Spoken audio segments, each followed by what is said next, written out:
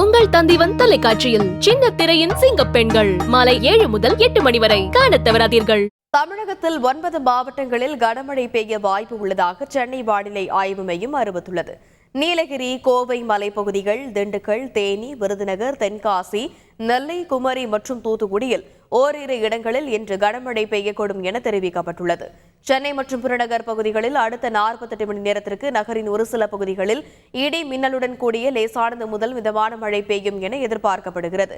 அதிகபட்ச வெப்பநிலை 35 டிகிரி செல்சியஸை ஒட்டி இருக்கக்கூடும் என்றும் தெரிவிக்கப்பட்டுள்ளது.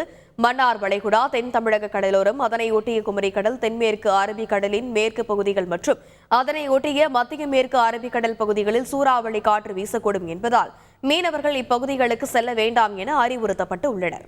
தமிழகத்தில் ஏற்பட்டுள்ள மேல்வளி மண்டல கீழடுக்கு சுழற்சி காரணமாக மாநிலத்தின் பல்வேறு மாவட்டங்களில் கனமழை பெய்துள்ளது.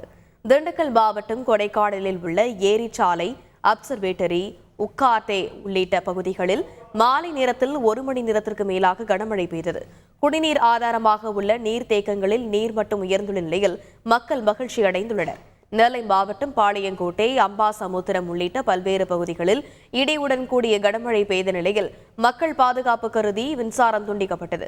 தென்காசியின் உள்நகர பகுதியில் நள்ளிரவில் கனமழை பெய்ய துவங்கியது. மழையுடன் பலத்த காற்று வீசிய நிலையில் மின்சாரம் துண்டிக்கப்பட்டது. தூத்துக்குடி மாவட்டம் திருச்செந்தூர் சுற்றுவட்டார பகுதிகளான உடன்குடி, ஆறுமுகநேரி, குலசேகரப்பட்டினம் உள்ளிட்ட இரவில் கனமழை பெய்ய தொடங்கியது. சுமார் 1 மணி நேரத்திற்கு மேலாக பெய்த கனமழை காரணமாக வெப்பம் தணிந்து திருச்செந்தூர் சுற்றுவட்டாரத்தில் இதமான சூழல் நிலவியது. உங்கள் தந்திவன் தொலைக்காட்சியில் சின்ன திரையின் சிங்க பெண்கள் மாலை 7 முதல் 8 மணி வரை காணத் தவறாதீர்கள்.